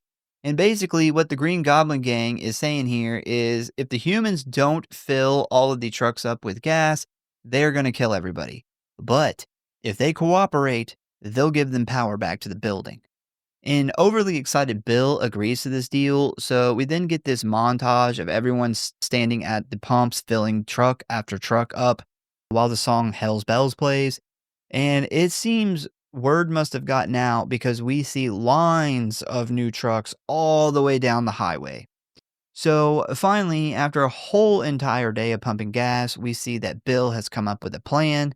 While he and another guy distract the machine gun cart, we see the others are in that drain pipe that Deke crawled through, clearing the path in order to make an escape. While Bill stands next to the cart, he pretends to be having a conversation with this guy, when he suddenly tells the man to run while he tosses a grenade at the M60, causing it to explode. After this, Brett, Bill, and this other dude run into the diner and escape with the others down the drain pipe in the basement. The trucks, who are now very pissed off and have no idea that the diner is now empty, begin destroying it. And this is a cool scene. 9-year-old me was like, fuck yeah. Because this is nothing but like 5 minutes of like bulldozers and dump trucks just completely demolishing this gas station and everything around it. I loved it, man. I still love it to this day. It's a good scene. It is a lot of carnage, a lot of destruction. And man, that bulldozer must have had some serious beef with Curtis's car. Yeah, which tells me that the cars would not turn on the humans. This is true. So while the crew of humans watch this take place from the safety of the wood line, we see one of the trucks pull a kamikaze mission as he crashes through the outer wall of the building, puncturing his tank and letting out all of this flammable gas that it was transporting.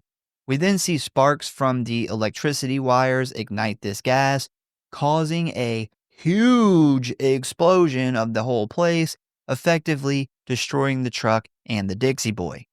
So after they watch the place go up in flames, we then see the group, who is now loaded down with weapons from Bubba's basement stash, run off into the woods, making their way to the marina in order to find a sailboat and sail their way to the island that Bill was talking about.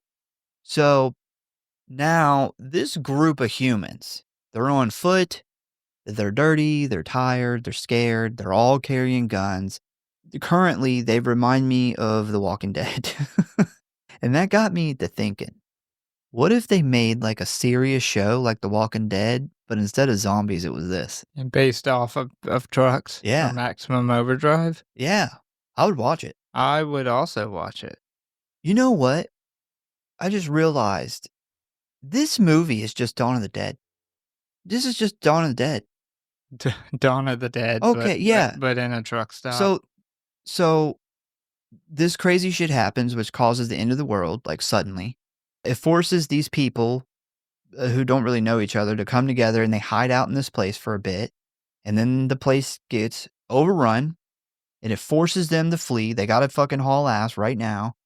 And then they load up as much firepower as they can, and they head for the marina, where they plan on catching a sailboat and going to an island. That is fucking Dawn of the Dead. It is Truck of the Dead. That's fucking crazy. It's like the same story, but not zombies, it's trucks. Dawn of the Dead trucks. Yeah, I'd love the show idea, though. I'd totally watch that shit. It would be interesting to see if they did a show idea, but they did it serious. That's what I'm saying. Like a just like The serious- Walking Dead, but it's this story. Yeah. Yeah, I would be... I'm 100% watch it. I love this movie so much, I'd watch just about anything they put out. So, after running all night, the group finally makes it to the marina and finds a suitable sailboat. And right as they are getting ready to board it, one of our unimportant diner characters, Brad, gets distracted by a big-ass diamond ring on the finger of a dead woman in the parking lot. And as he is attempting to pull the ring free, we see that the group has been followed by the Green Goblin himself. Brad finally gets the ring free, and right as he is admiring it, the Green Goblin cranks up and takes off full speed towards him. Bill sees this and runs over from the boat with the law launcher, but unfortunately for Brad, he isn't quick enough as he gets run down by the truck while Bill is just getting into position. And right after Brad does his best impersonation of a bug on the highway, Bill fires the launcher, hitting the Green Goblin right in his fucking mouth, causing an explosion and finally putting a stop to this murdering, awesome-looking truck. This causes everyone on the boat to burst out in cheers as Bill runs back to join them, and then we get one last badass 80s explosion as we see a huge fireball erupt from the corpse of the Green Goblin. And more AC/DC. Yeah, I don't know if you noticed, but when these trucks blow up, they actually put sound of like them Screaming? like, screaming. Yeah, I did. thought that was really interesting. I've never noticed that. They actually Uh, make a lot of sounds, which there's a theory online that people think that the aliens are invisible and they're actually here on Earth and they're controlling the trucks and the machine gun and stuff. Yeah, that's what you're hearing. that would make sense because there is one point where Bill and Brett are outside talking, and the truck, they're behind the truck, and it has to like adjust its rear view mirror to see them. Yeah, it moves And it it's like, mirror. why would the truck only be able to see from the perspective of the seat? But anyway, back to the ending. To Brad's credit, that ring was ridiculously big. It was so big, I would think it was fake. Yeah. It was like a fucking ring pop. But but diamonds. but yeah, how are you so bad that you get snuck up on by an 18-wheeler? I don't know. That's like the most, like, if you Loudest picked thing. anything that could possibly have no chance at sneaking up on somebody, like even a deaf person could probably feel Yeah. an 18-wheeler behind them, like the hum of it. Yeah, I don't know. And I don't know how they ran through the woods, so I don't know how the Green Goblin followed them. What No idea. What does this guy think this diamond ring's going to be worth? On The his world island? has ended, And he's going to an island. where apparently no cars are allowed, Oh. which I've never heard that being a thing. I Ah. could see them not having any cars because it's difficult to get them there, but them just not being like, why would anyone have an island where they're like, I'm moving to this fucking island because I'm sick of cars? Yeah, What? Like, what? We missed the final scene that got cut of this movie where they get to the island and a bunch of Jamaican-made cars, Jamaican-made start trucks. like black trucks start coming down the fucking ramp. You hear the and drum. Down with the Sickness starts playing. And there's just a bunch of zombie looking, like African looking trucks just waiting on them. That's the true ending. Dude, I almost want to like go back and watch it again so I can compare it to Dawn of the Dead. I just never realized that it's the same fucking story. Now, I'm talking about the remake, a little different than the OG Dawn of the Dead, but it's so similar to the fucking remake. I almost wondered, did like Zack Snyder rip off of this movie? He was truly inspired by this awesome work of cinema art. I mean, if he didn't, it's a lot of coincidences, like especially the let's go to the marina, let's get on a sailboat, and let's go to an island. That's the same ending. I mean, in reality, if there's nowhere to go on land, it is kind of the logic in a real scenario like that you would think, okay, what's our one way we can get off land? Do the And a exact boat. same plan as that truck movie. Zack Snyder walks in, he's like, this is what we're gonna do. And he holds up a poster of Maximum Overdrive. And someone says, kill a dog with an RC car? And he's like, no. No, Just not rip off that. the story. That's it. And just as the sun is coming up, we see the gang sailing off into the distance, just like Dawn of the Dead, when we suddenly see another piss yellow paragraph that pops up on the screen. And it says, 2 days after, a large UFO was destroyed in space by a Russian, quote, weather satellite, which just so happened to be equipped with a laser cannon and Class 4 nuclear missiles. Approximately 6 days later, the Earth passed beyond the tail of the Rhea M, exactly as predicted. The survivors of the Dixie Boy are still survivors, which is a really weird way to word that they lived, but cocaine is a hell of a drug. Right. It's funny because this movie was during the Cold War, and this is what we envisioned the possibility of Russia having nukes in space and a laser cannon. Yeah, it turns out not even close. I wonder how surprised Stephen King was when 40 years later the Russians couldn't even like save themselves from a war that they started with a much smaller country. Yeah, I don't know. They shouldn't have destroyed all their weather satellites. But yeah, that is the end of Maximum Overdrive. So I got a couple facts here that we haven't talked about yet. So It has been a long-running rumor that George A. Romero ghost-directed a large portion of the film while Stephen King was seeking treatment for his cocaine addiction. Many fans of Romero's work have noted that the film features many of his distinct camera angles and editing choices. While King has never admitted this, he has mentioned that Romero was constantly on set and King would frequently ask him for advice about directing. He also did Dawn of the Dead. I was about to say. I just realized that. Romero, who did the original Dawn of the Dead. Wow. Dawn of the Trucks. So the original scripted ending had the Dixie Boy survivors deal with one last obstacle before escaping, a machine gun mounted Coast Guard boat. There was also to be one last shot of the city of Wilmington being destroyed by the machines. They didn't do it. I don't know. Why. What if this boat would have just sank them? I guess if it's a true sailboat and it doesn't have a motor at all on it, it couldn't. But yeah, Coast Guard or like any other boat out there, you just see them on this tiny sailboat and just like this massive aircraft carrier just crushes them. That's the end of the movie. Well, I assume they didn't do it because they were like, Dawn of the Dead didn't do it. Bro, could you imagine in real life, like the coastal cities, like where the naval bases are with the aircraft carriers and destroyers would have just been obliterated. What about like nuclear submarines? What do they do? Because they got people living inside them. Not like they can get them out. They're like, we got these parasites inside of us. Yeah, I mean, what do they do? We can't blow ourselves up. They can't even like do anything besides just drive around the water. Cut their oxygen level off until they get out of me. Maybe. About a year after the movie was released, the Green Goblin truck was taken to Silent Rick's Towing and Salvage in Wilmington, North Carolina. The jaw, lower teeth, tongue, and tops of the ears were gone, and what was left was severely burned. John Allison of Wilmington, North Carolina saw it there and bought it. He then sold it to Tim Shockey of Picton, Ohio, on February 19th, 1987. Shockey displayed it in his video store, Uncle Jim's Videoland, in Waverly, Ohio, for several years until he sold the business.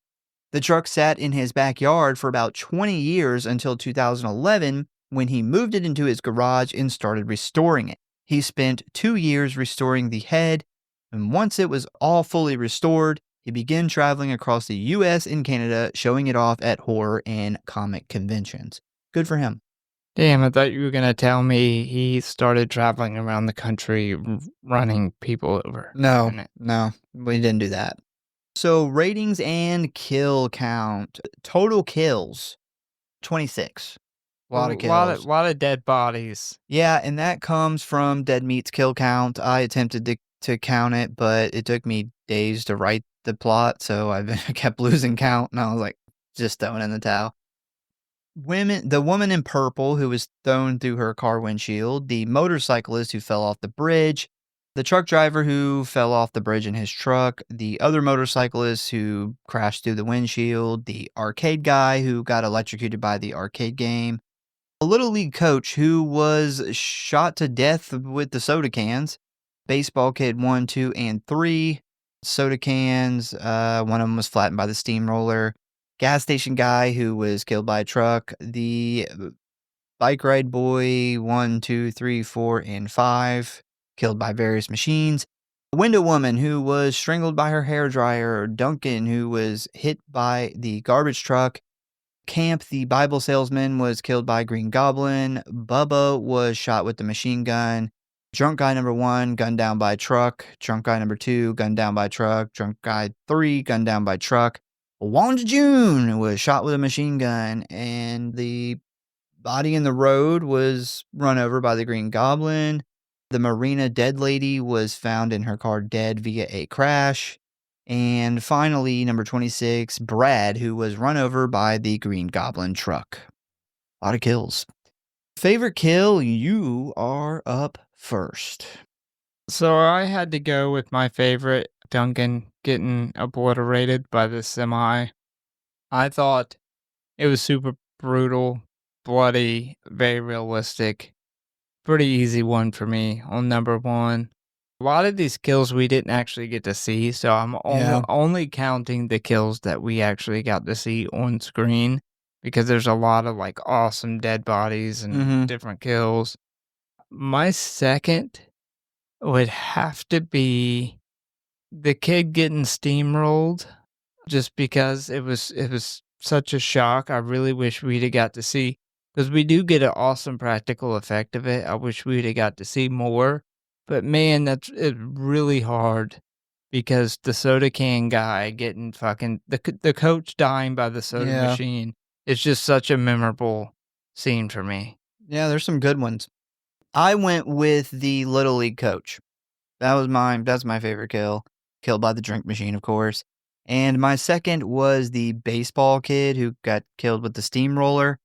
And I think part of that is because I know what the kill originally looked like too, which would have been a contender for the best kill.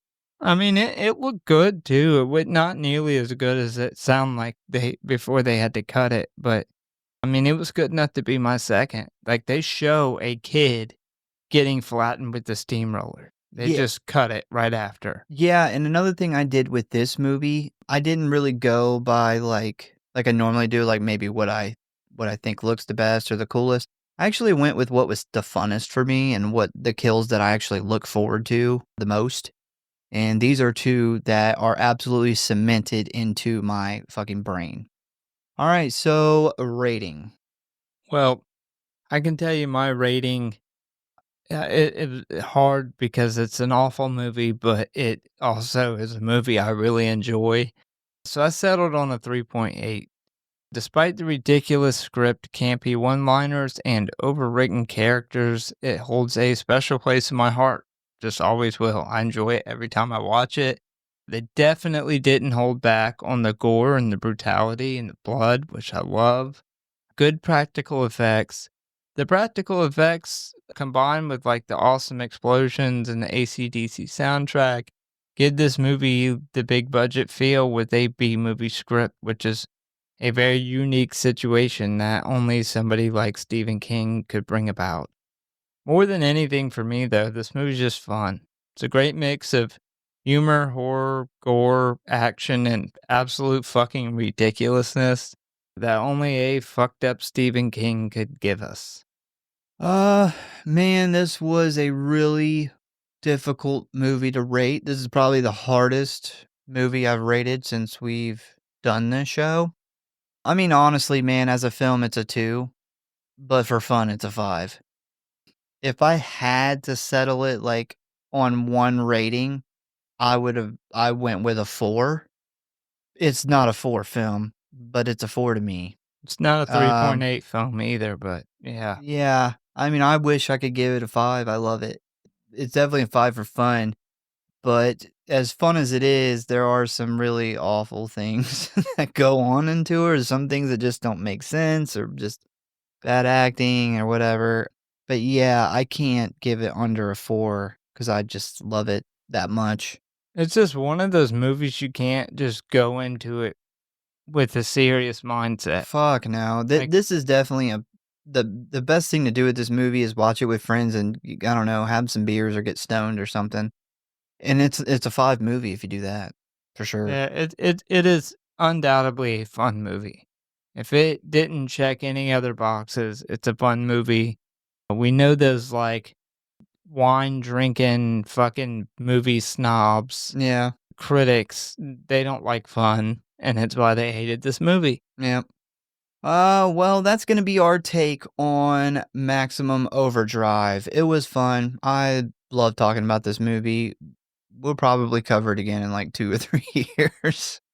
Once again, we thank you guys for listening. Please give us a follow or like if you enjoy the show. Check out our website. Check out the socials. Tell a friend, a family member, or your evil space comet alien invaders about the show. We hope to see you next time. Any last words? How'd that pee taste? Tastes good? This machine just called me an asshole.